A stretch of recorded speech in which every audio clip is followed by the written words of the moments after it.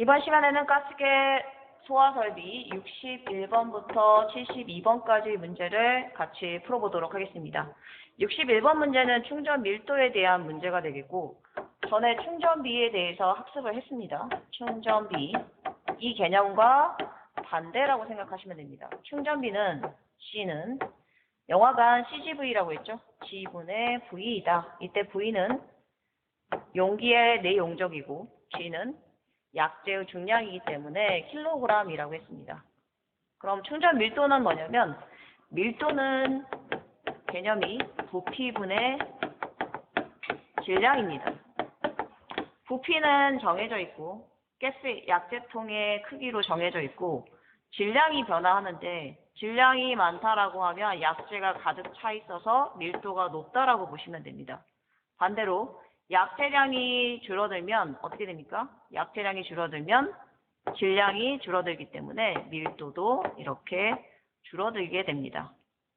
따라서 충전비와 밀도는 반대의 개념이고, 기호로 쓰자면 충전비는 V분의 G가 되겠죠. 중량은 G고 용적은 V이기 때문에 V분의 G가 충전 밀도이다. 맞죠? 답은 5가 되겠습니다. 62번 문제는 최대 허용 설계 농도에 대해서 물어봤습니다. 전에 설계 농도에 대해서 설명을 했었죠. 설계 농도라는 것은 소화 농도에다가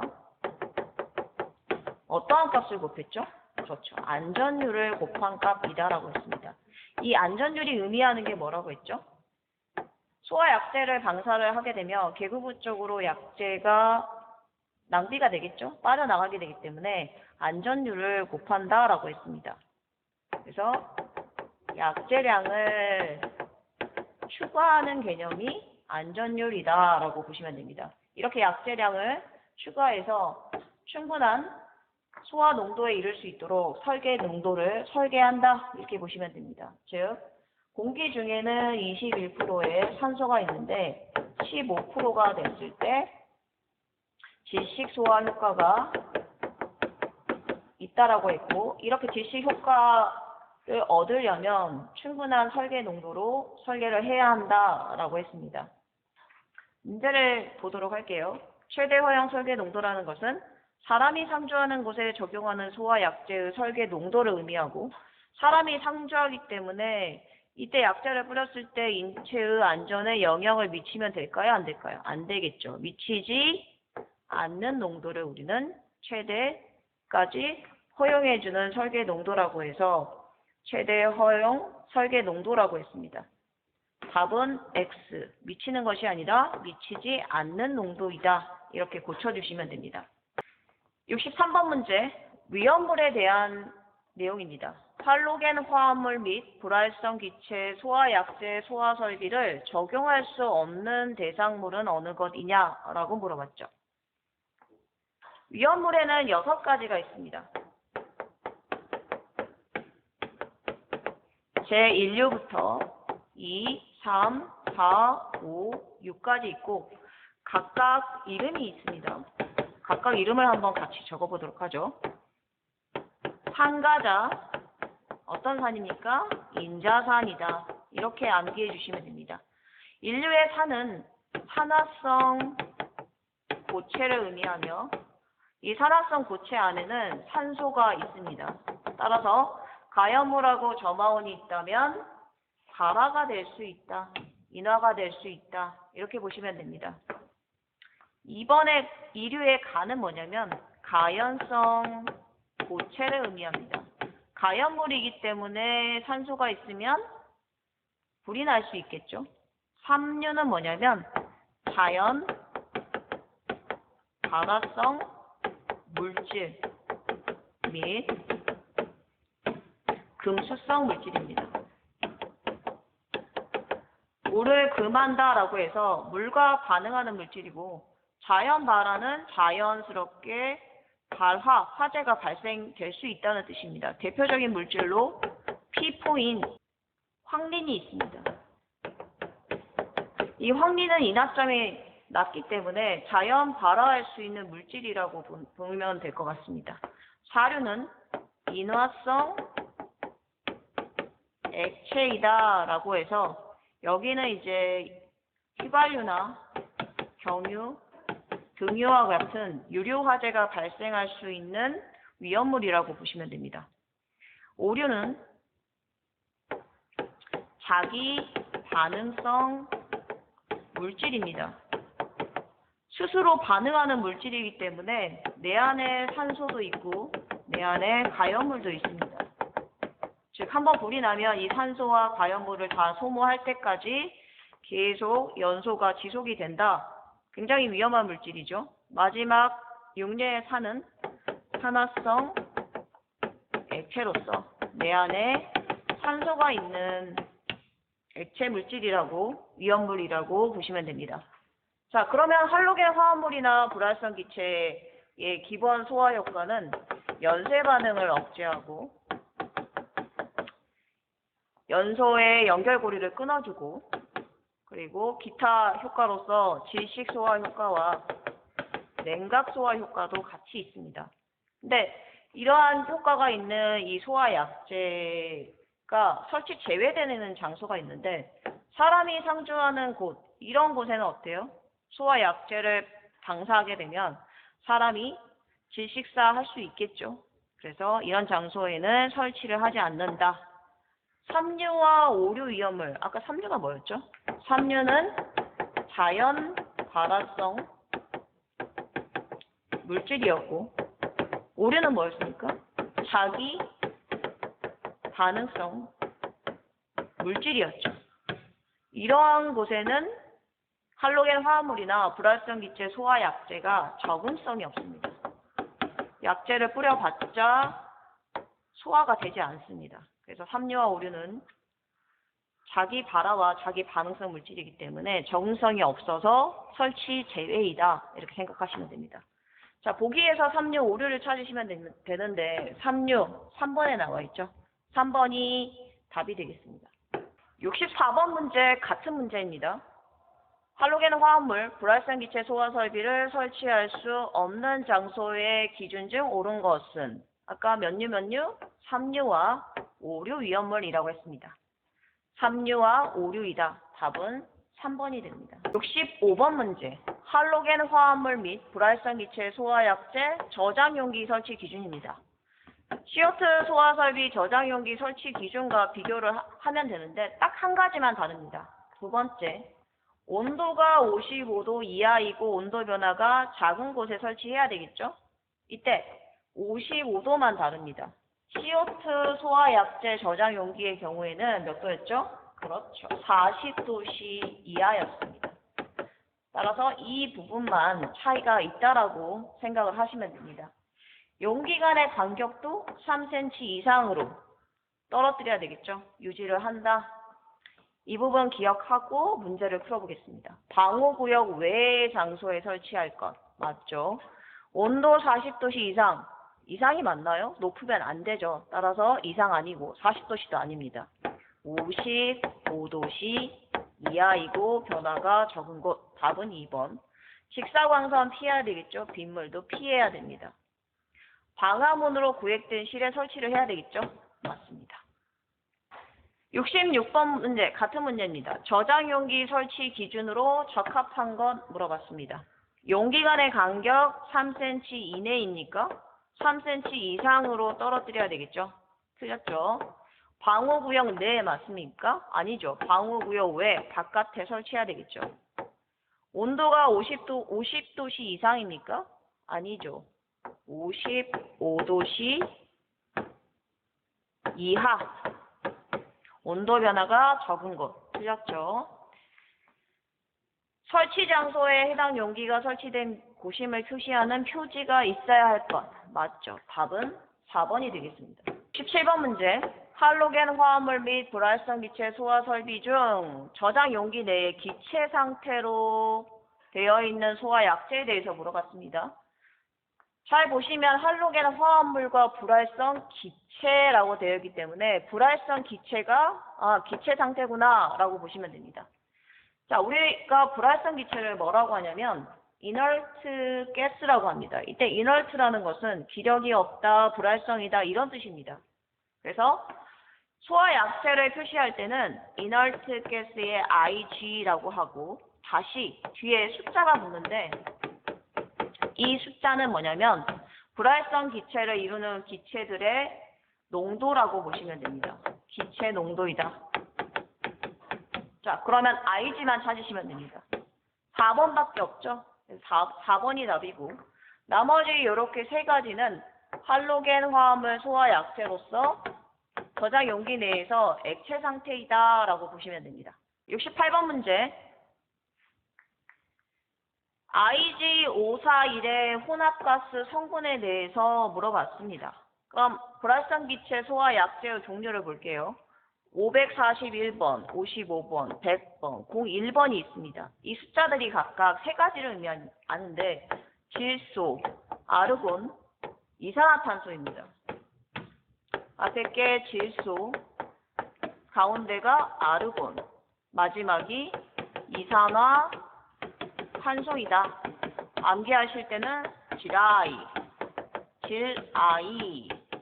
이렇게 여러분들이 기억을 하시면 되고 퍼센트를 볼게요. 541 같은 경우는 50%, 40%, 10%입니다. 근데 질소가 지금 50이 아니라 52%죠. 2%가 추가가 됩니다. 그러면은 10%에서 2%를 빼면 되겠죠. 그러면 8%가 됩니다. 따라서 질소는 52%, 아르곤이 40%, 이산화탄소가 8%인 걸 우리는 IG541. 그럼 55는 뭘까요? 앞에 질화이기 때문에 질소가 50%에 아르곤이 50%이다. 100은 질소만 있고 아르곤과 이산화탄소는 없죠. 따라서 질소 100%의 불활성 기체이다. 01은 앞에 질소 없고 두 번째가 아르곤이었죠. 아르곤 100%의 불활성 기체이다. 이렇게 보시면 됩니다. 68번 문제는 541을 물어봤기 때문에 50%, 40%, 10% 이때 50이 아니라 52%면 여기서 2%를 뺀 8%로 조정이 되겠죠. 답을 찾아보시면 52, 48%인 2번이 답이 되겠습니다. 69번 문제. 할로겐 화합물 및 불활성 기체 소화약제 소화 설비 분사 헤드의 설치 기준으로 잘못된 것을 물어봤습니다. 분사 헤드라는 것은 소화 약제가 방출되는 부분을 우리는 분사 헤드라고 하고 헤드는 배관과 이렇게 연결이 되어 있고 배관 끝에는 뭐가 있다? 저장 용기가 있습니다. 이 저장 용기 안에는 소화 약제가 들어있겠죠. 이 분사 헤드의 설치 기준에 대해서 보도록 하겠습니다. 당연히 천장과 가까이 있겠죠. 따라서 설치 높이는 방호구역 바닥으로부터 최소 0.2m 이상 그리고 최대 3.7m 이하로 해야 한다라는 기준이 있습니다. 높이가 너무 높아서 3.7m를 초과할 경우에는 다른 열의 분사 헤드를 설치한다. 다른 곳에 헤드를 하나 더 설치를 해야 되겠죠. 분사 헤드 같은 경우는 부식이 되면 안 되기 때문에 부식 방지 조치를 한다. 오리피스의 크기 제조일자 제조업체가 표시되도록 할 것이라는 설치 기준이 있습니다. 분사 헤드의 오리피스 면적이라고 했는데 이게 뭐냐면 분사 헤드에서 적정 압력으로 약제가 방출이 되려면 어떻게 하냐면 배관을 이렇게 만들면 됩니다. 배관의 두께가 이러한데 중간에 배관의 반면적을 좁게 합니다. 약제가 헤드 쪽으로 가다가 이 오리피스 부분 이렇게 좁은 걸 우리는 오리피스라고 합니다. 오리피스 부분을 지나게 되면 속도가 빨라집니다. 속도가 빨라지면 당연히 약제의 압력도 커지게 되겠죠. 이렇게 해서 적정 압력으로 약제가 방출될 수 있도록 적정 유량으로 방출될 수 있도록 하는 걸 우리는 오리피스라고 합니다.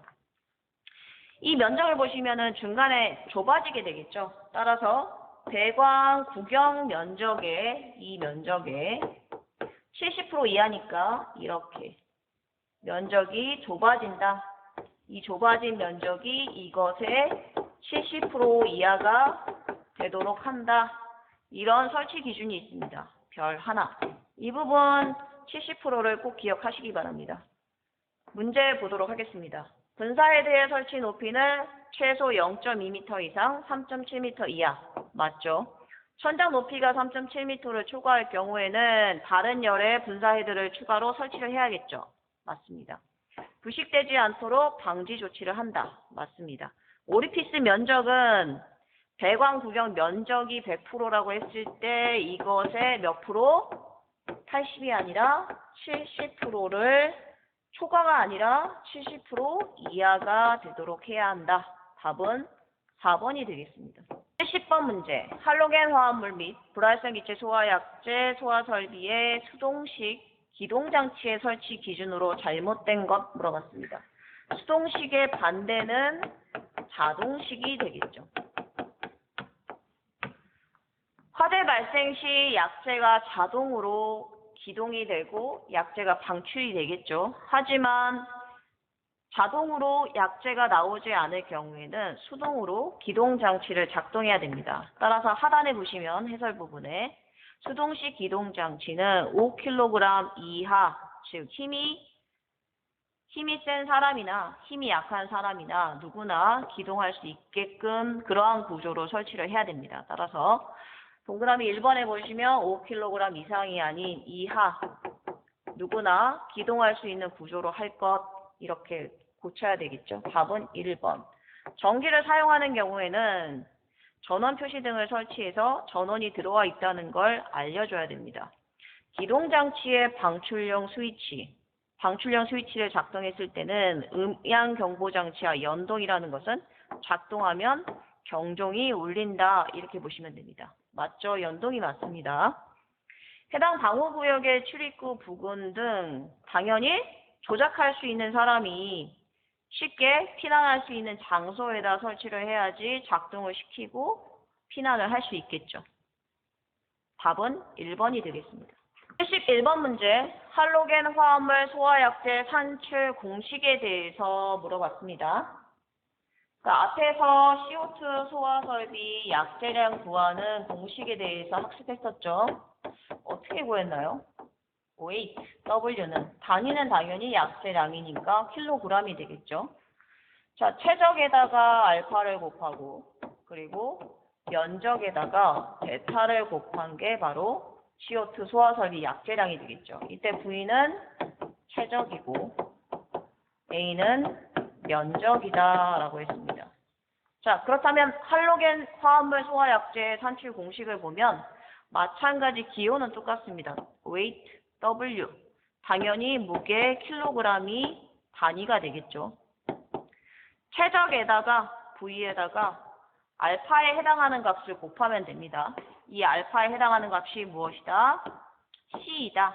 이때 C는 뭐냐면 설계 농도입니다. 퍼센트. 단위가 농도이기 때문에 퍼센트입니다. 그러면 킬로그램이 나오려면 이 설계 농도 퍼센트 값이 사라져야 되겠죠. 당연히 설계 농도로 또 나눠줘야 됩니다. 이때 나눠주는 값이 100%에서 설계 농도를 뺀 값으로 나눠주면 이 밑에도 퍼센트이기 때문에 약분에서 이 값이 상수가 됩니다. 설계 농도 값을 100-C로 나누면 1보다 큰 값이기 때문에 소화 약제량이 안전율을 곱하는 값과 같은 개념이 된다라고 보시면 됩니다. 이때 한 가지가 더 있습니다. 이 최적을 S로 나눠줘야 되는데 이 S가 뭘 의미하냐면 소화 약제별 선형상수입니다. 약제에 따라서 상수의 값이 달라지는데 이 선형상수의 단위를 보시면 미터의 세제곱 퍼 킬로그램입니다. 즉, 이 선형상수가 뭘 의미할까요? 최적을 무게로 나눠준 값입니다. 그 위에 있는 V는 뭘 의미합니까? V는 최적인 미터의 세제곱을 의미하겠죠. 따라서 최적과 최적이 약분되기 때문에 결론은 약제의 무게를 구할 수 있다. 이렇게 보시면 됩니다. 답을 찾아볼게요. 답은 1번이 되겠죠. 72번 문제. 불활성 기체 소화약제 산출 공식에 대해서 물어봤습니다. 앞에서 CO2 소화약제와 할로겐 화합물 소화약제 공식을 우리가 살펴봤습니다. 자, 그런데 약제를 구할 때 기호를 W를 썼었죠. 왜냐하면 약제의 무게를 구하기 때문에. 그래서 W라는 무게를 구하는 식이 소화약제 산출 공식이라고 했습니다. 하지만 72번에 불활성 기체를 보겠습니다. 기체 같은 경우는 무게로 표현하지 않고 부피로 표현합니다. 따라서 기호가 X라는 기호를 쓰고 단위를 미터의 세제곱인 부피의 단위를 쓰게 됩니다. 약제 양에다가 안전율을 곱한 값이라고 보시면 됩니다. 그래서 앞에 있는 2.303 S분의 VS 로그 10, 100, 마이너스 C분의 100 요거 전부 다 상수이고 숫자라고 보시면 됩니다. 안전율을 곱한 값이다 라고 보시면 됩니다. 뒤에 V는 뭡니까? 최적이 되겠죠. 최적의 단위는 미터의 세제곱. 결론. 소화약제 공식은 최적에다가 안전율에 해당하는 상수값들을 모두 곱한 값이다 라고 보시면 됩니다. 답은 2번이 됩니다. 즉 2.303배를 곱한다 라고 되어 있고 S분의 VS가 뭐냐면 VS를 우리는 비최적이라고 합니다. 비최적은 최적을 킬로그램인 무게로 나눈 값을 우리는 비최적이라고 하고 S를 앞에서 소화약제별 선형상수라고 했는데 마찬가지 이 선형상수값도 미터의 세제곱 퍼 킬로그램입니다. 따라서 두 개가 약분이 되기 때문에 어찌됐든 이 값도 상수의 값이다 라고 보시면 됩니다. 로그가 문제인데 로그를 우리는 로그가 뭘까요? 로그는 지수의 반대 개념이라고 보시면 됩니다. 예를 들어서 지수라는 게 2의 세제곱 했을 때 3이 지수입니다. 요게 바로 지수가 되겠죠. 3을 우리는 밑에 있는 숫자라고 해서 밑이라고 합니다. 2의 3승이라는 건 2를 3번 곱한 값이고 결론은 8이 됩니다. 이거를 로그로 표현할 수 있어요. 로그로 한번 표현을 해볼게요. 표현했을 때는 로그 밑이 첨자로 가고 그리고 8인 결과값이 로그 옆에 붙습니다. 자, 이렇게 하면은 로그 2의 8은 2의 세제곱이죠. 결론은 2와 2가 같기 때문에 사라지고 3만 남게 됩니다. 즉, 지수가 남게 된다. 이렇게 표현하면 됩니다. 우리가 소리의 강도를 소리의 크기로 표현합니다. 소리가 얼마만큼 센지를 소리의 크기로 표현하는데 이때 사용하는 게 데시벨입니다. 그래서 90데시벨이라고 하면 90배 센 거구나 이렇게 생각하시면 됩니다. 즉 로그를 통해서 데시벨과 같은 것들을 표현할 수 있다라고 보시면 됩니다. 어찌됐든 로그를 썼다는 것은 요 정도만큼 안전율을 곱했구나 라고 여러분들이 이해를 하시면 될 것 같습니다.